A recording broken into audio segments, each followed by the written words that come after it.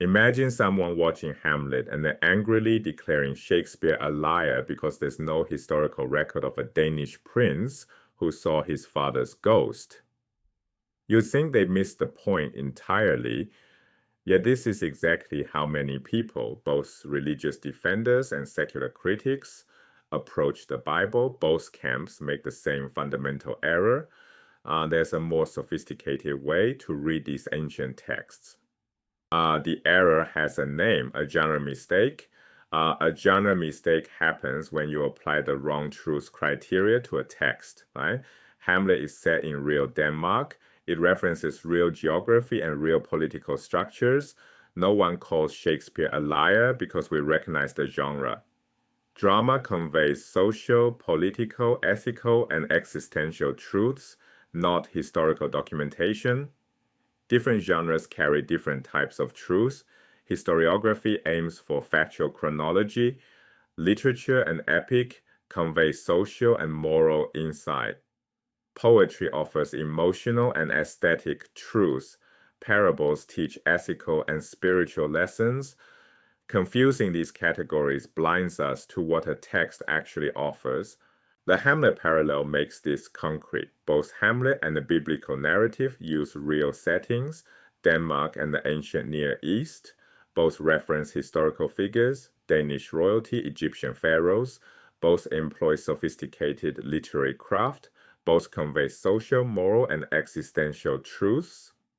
We don't dismiss Hamlet as lies because we understand its genre. The same principle applies to biblical narrative. The Bible never claims to be objective history, a concept that didn't exist in the ancient world. It's theological literature that intersects with history. This doesn't mean the Bible has no connection to history. Some biblical events correlate with external sources. Pharaoh Shishak's invasion of Palestine in 924 BCE appears in both Egyptian records and Byzantine kings. The Assyrian destruction of the northern kingdom in 722 BCE matches Assyrian annals.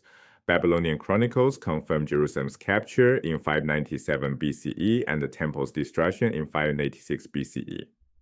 These verified touchpoints matter. They show the Bible intersects with history, but intersection with history doesn't make something a history textbook. Here's the deeper point. All history is interpretation. We have no direct access to the past, only mediated access through artifacts and texts. Ancient historians understood this. Greek and Roman historians wrote with political and ideological purposes. They shaped narratives to convey meaning, not just recall facts. Modern historians do the same thing with different lenses. As biblical scholar Mark Brettler puts it, the past is refracted through a theological lens.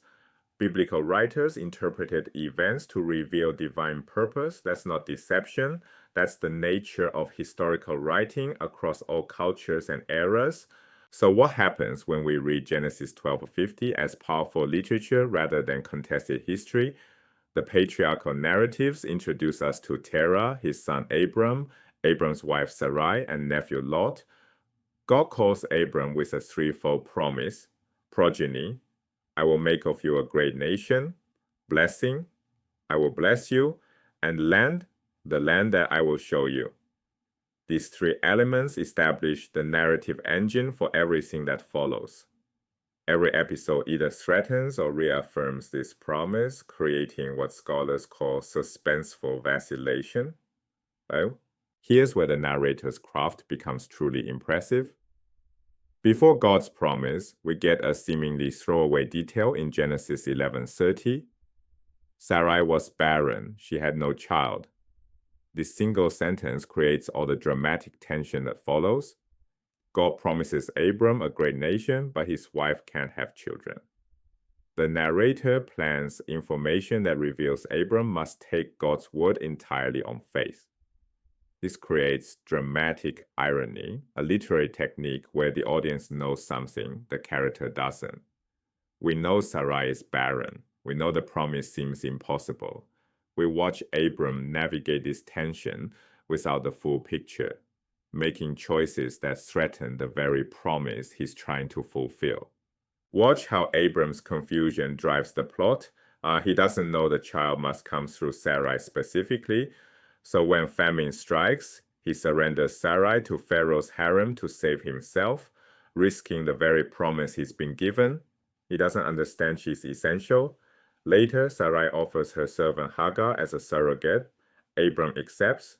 Ishmael is born. The narrative leads us to pin our hopes on Ishmael too. For 13 years, Abram raises Ishmael as the promised heir. Then comes Genesis 17.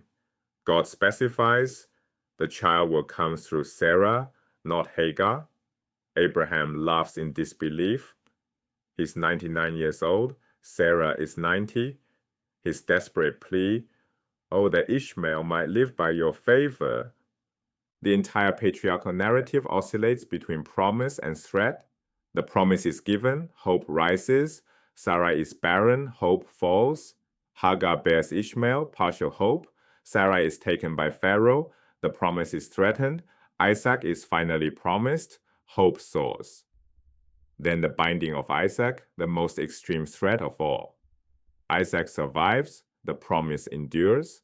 This isn't primitive storytelling. It's sophisticated narrative architecture.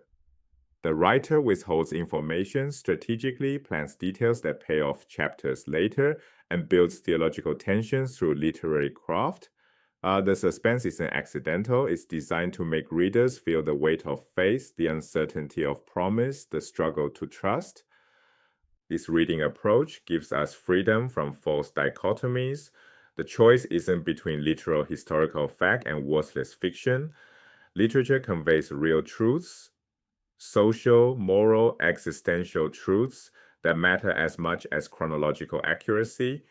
We gain access to sophisticated literary craftsmanship. These writers knew exactly what they were doing. The planted details, the delayed revelations, the dramatic irony, these techniques require skill and intention. And we get a model for reading other ancient texts. The same principles apply to Homer, to Herodotus, to the Bhagavad Gita. Next time you encounter a biblical passage, ask, what kind of truth is this text trying to convey? Look for the planted details, the seemingly minor information that drives the larger narrative. Notice the tension between promise and obstacle. That's where meaning lives. The question isn't, did this happen exactly as written? And the question is, what does this story reveal about human nature, divine purpose, and the struggle of faith? That's the question the biblical writers were actually answering. That's the question worth asking. The patriarchal narratives aren't history textbooks or primitive myths. There's theological literature of remarkable sophistication. A single line about Sarah's barrenness generates chapters of dramatic tension. A threefold promise creates a narrative engine that drives the entire book of Genesis. When we read with literary awareness, we don't diminish these texts, we honor them. We see what the ancient writers actually crafted. We encounter truths about faith, doubt, promise, and perseverance that have shaped human consciousness for 3,000 years.